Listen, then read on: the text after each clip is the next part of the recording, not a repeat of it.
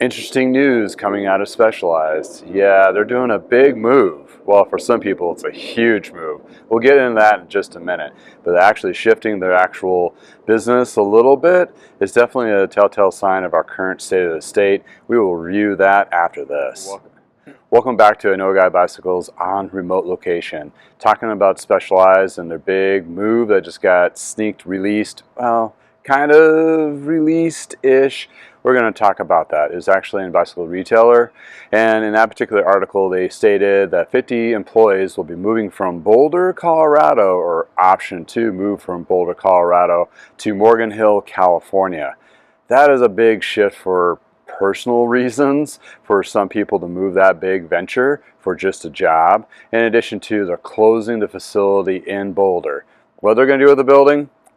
I'm not sure. They acquired it from Izumi in 2023, and then now it's going to either sit vacant or it's going to be sold. Not sure if they actually own it. In any case, this particular move is basically a shift within the industry itself. A lot of companies are, I wouldn't say downsizing, but making the proper moves in that kind of perspective. Well, this is one of those particular moves. They're basically were saying in the release statement to Brain is basically to revamp their communication with their team to develop better products and so forth. If you don't know Morgan Hill, it's kind of like the headquarters, or it is the headquarters for Specialized for several decades now, and that's where everything comes out of the wind tunnel, the testing of products and so forth. All those designs get sent over to Taiwan to be built by Merida. Yeah, they haven't built anything in the United States for decades. Merida is a stakeholder in Specialized, owning about 30 to 35% of the company. They had a little troublesome time in early 2000s, which they had to basically borrow money from the manufacturer that was manufacturing their products. Interesting. And lo and behold, Merida has its own bike line as well, which is seen in a lot of other parts of the world except for the United States, because they didn't want to compete against the Specialized brand. Or in addition to, they released a statement a couple months back saying that the Specialized retail location is basically an anchor of their deficit they're facing in the last year. Ooh, big pinch. In any case, they're having some serious issues, like all of the companies currently right now, trying to navigate the headwinds of the forecast of the economics and not knowing, well, how to run their business. They're all kind of paralyzed in this scenario. Well, in any case, this is just my opinion piece of this reflective article. Is it the right move? Another article a few months back is they actually bought a building or had a building made in Salt Lake, Utah to move their warehouse from a rented building to a building that they own.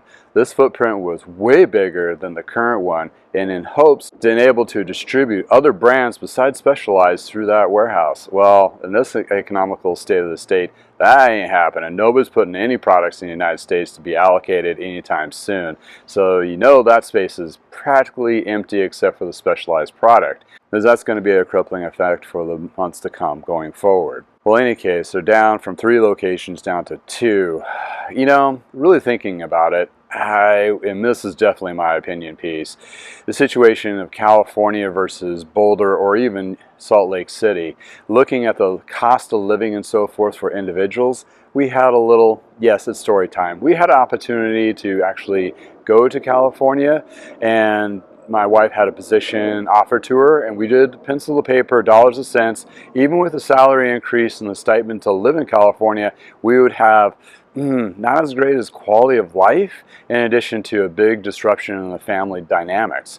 Keeping that in mind, asking these 50 different employees within Specialized Boulder team to move to California, if they're giving them mini mansions to live in, it's really not going to make any sense. And also, you know, these individuals have families and kids in school and all these things. That's pretty disruptive. I would say the nutrition rate is actually going to be pretty less than when they move those particular individuals over to Morgan Hill. Well, in addition to who's going to be moving to Morgan Hill? Well, those who are having double 6-figure incomes are going to be just fine, and those who are making less than that are really going to question that particular move. Well, if I was in a situation like this, or a fly in the wall, be able to chime in, I would probably suggest, I think the best way to protect the company was not to move people to Morgan Hill, is actually close 2 offices. Yes, you heard it. kill the Morgan Hill office and kill the Boulder office, move everything into the warehouse in Salt Lake City so you have everything in all one spot. Wind tunnel to product development to the team allocating the product lines, everything all in one house. And also the cost of living is going to be way lower than California. Those that are living in California that move to Salt Lake City, Utah, are going to be living like kings because the housing market is going to be way less, and the transition from Boulder to Salt Lake City is more of a closer apples to apples comparison to apples to what exotic fruit is that in California. Any case, not to knock on California at all. It's a beautiful place and great place to live, and there's a lot of great people out there. But looking at the economics of moving, shifting offices and so forth, a lot of big businesses have actually shifted a lot of their headquarters and facilities to locations where lower cost of living, higher employment rate to support their companies and actually do what they want to do. Case in point in Las Vegas, Hollywood's moving here apparently. So in any case, the footprint is being changed and dynamically altered over this particular period of time. Well, what's going to go forward with Specialized? Well, with their tighter team in Morgan Hill, they're able to cut down a lot of back and forth, be more efficient, and actually bring out better products. That's what they say. Well, the problem is those particular salaries and the actual cost of that building in Boulder, well, they're going to be paying for that pretty much straight across the board for these employees to move to California. Higher salaries, they're going to have better accommodations. It's just going to cost them more. Maybe they save a little bit in the long run. Of course they are, because that's the reason for the whole move in the first place. But I don't know if it was the great move to go in that direction. I know companies have pretty much a thing about keeping their main headquarters and location and the touting of the actual, well, we're in Morgan Hill, California. Kind of like we're in Silicon Valley and that's the place to be all end all of everything of that particular business model. Well, unfortunately, that doesn't really make sense. And when it comes to paying paychecks and keeping your company going forward and showing a profit, that doesn't make sense either. In any case, nobody in retail and aspects of working for Specialized in the corporate stores care if they're in Morgan Hill or not. The customers really don't give a rat's butt about where they're actually headquartered at. And they're just still a United States company actually bringing in products from Taiwan and other countries to sell to United States consumers. But at the end of the day, the Morgan Hill niche kind of vibe doesn't really matter. It doesn't really resonate. It's an international company. When you talk about that perspective, yes, they're selling to Taiwanese-made Specialized bikes across the whole world. Does it really matter if they're in Morgan Hill or in Salt Lake City? No, absolutely not. So I think the best play would have been actually shutting that building down, either selling it off if they own it to make a little extra coin, because let's face it, the real estate there is just obscenely insane, and actually build a bigger footprint in Salt Lake City to actually have actual growth.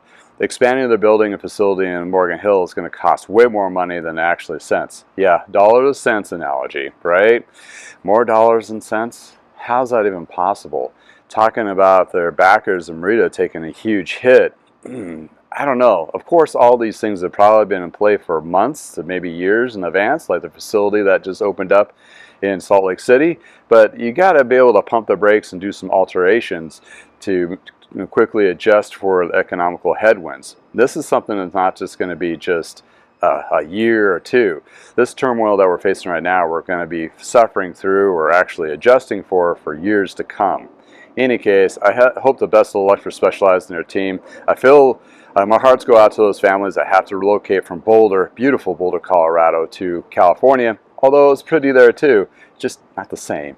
And therefore, I hope the brand does survive all of this turmoil and actually comes out stronger and provides better products for the actual consumers.